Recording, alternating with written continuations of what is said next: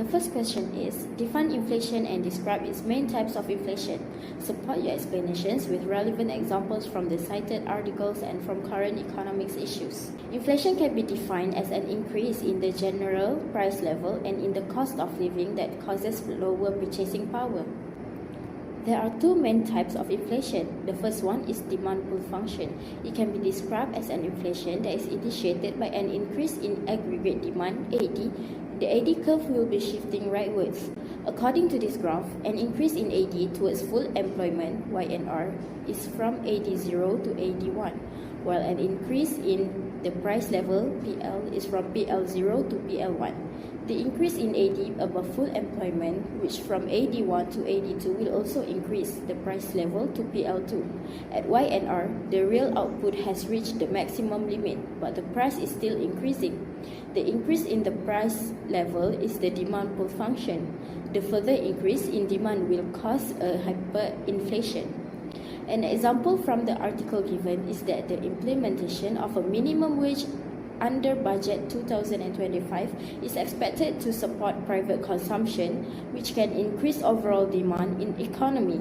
When demand grows faster than supply, it can lead to demand pull inflation.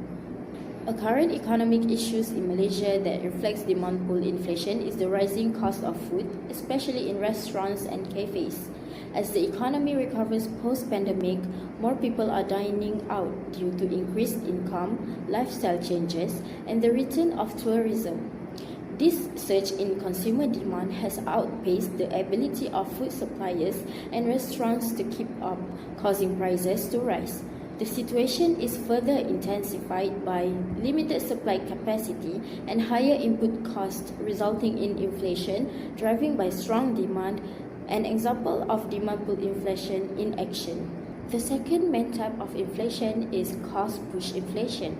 It occurs when a shortage of supply of labor, shortage of raw materials, crop failures, or capital drives up the cost of production and decreases aggregate supply, thereby raising the price level. For example, the cost of wages and import price will be increasing. The graph shows that the AS curve is shifting to the left from AS0 to AS1, and the increase in the price level, PL, is from PL0 to PL1. The equilibrium output will decrease from Y0 to Y1. The further increase in the price level to PL2 and the further decrease in output level Y2. The continuousness of this situation may lead to stagflation. The example that we can see from the article is that the rationalization of fuel subsidies, specifically targeted RON 95 fuel subsidies, and the potential rise in global commodity prices due to external developments can increase production costs. This drives up prices, reflecting cost-push inflation. A current economic issue in Malaysia that reflects cost-push inflation is the rising prices of imported goods and construction materials due to the depreciation of the Malaysian ringgit. As the ringgit weakens against major currencies like US dollar, the cost of importing essential items such as machinery, raw materials, and food ingredients increases. Businesses facing higher production and import costs are forced to pass this cost on to consumers in the form of higher prices. This leads to inflation not because of increased consumer demand, but due to the rising cost of production. Assalamualaikum everyone, my name is Munawara binti Bahari and my number ID is SIT241101117. So the question I would like to talk about is, how does the government get price data of Consumer Price Index CPI to measure inflation? In Malaysia, the Department of Statistics Malaysia (DOSM) is responsible for collecting price data to measure the Consumer Price Index and subsequently inflation. Here's a breakdown of their methodology. First, basket of goods and services. The CPI measures the average change over time in the cost of a fixed basket of goods and services that represent the typical consumption patterns of Malaysia households. This basket is periodically updated, typically every 2 to 5 years, based on the household expenditure survey has. The health providers detailed information on what households spend their money on, allowing the OSN to determine the relative importance or weight of each item in the CPI basket. The latest weight are based on 2022 HES. The goods and services are classified according to the United Nations classification of individual consumption according to purpose COI-COP, which is divided into 30 major expenditure groups, for example, food and non-alcoholic beverage, housing, utilities, transport, health, education, and ag. Number 2, price collection. Prices for the goods and services in the CPI basket are collected from approximately 21,300 retail outlets across Malaysia. Frequency of collection. First, perishable food items. Prices are collected on a weekly basis, typically the first and third weeks of each month. Second, non-perishable items. Prices are collected monthly, usually spread over the week in which the fifth of the month falls. Second, rent. Information on rental property prices is collected quarterly through a dedicated rent survey. Types of prices collected. The OSM aims to collect actual transacted prices that consumer will pay, including any sales and excise taxes. This includes normal cash price, discounted price, special offer price, and prices with gift. Outlet selection. Outlets are selected purposefully, focusing on those with high sales turnover to ensure representativeness of consumer spending. Number 3, data processing and calculation. Once prices are collected, they are compared to previous periods to determine price changes for individual items. The Las-Perez formula is primarily used for computing the CPI.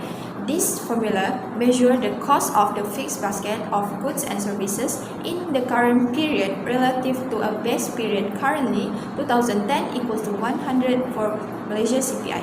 The collected prices are weighted according to their importance in the household expenditure basket derived from the HES to reflect their impact on overall consumer spending. Number 4, quality control and validation. Strict verification and validation steps are embedded in the processing system to minimize response errors and ensure data accuracy. Supervisor conduct quality checks on a monthly, weekly, or quarterly basis depending on the item category. Price collectors are required to verify all price changes and provide explanation for any unusual movements. Hi everyone, today I'm going to talk about example of how inflation impact on individual society welfare and standard of living in Malaysia. Malaysia inflation is projected to average between 2.0% and 3.5% in 2025, influenced by domestic policy measures such as targeted fuel subsidies and an expanded sales and service tax (SST). Here's how this inflation outlook is likely to affect individual societal welfare and the standard of living. The first one is impact on individuals.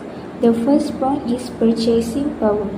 As price rise, individuals may find that their income buy less, especially if wage growth does not keep pace with inflation. This can lead to reduced consumption of goods and services, particularly among lower and middle income households.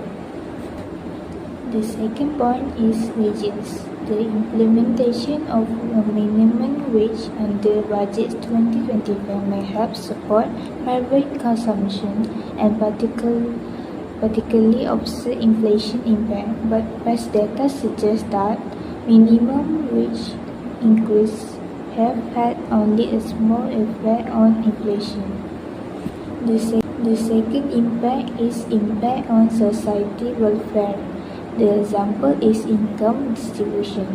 Targeted subsidies such as for around 95 fuel and other mitigation measures are designed to shield vulnerable groups from the full burden of price increases.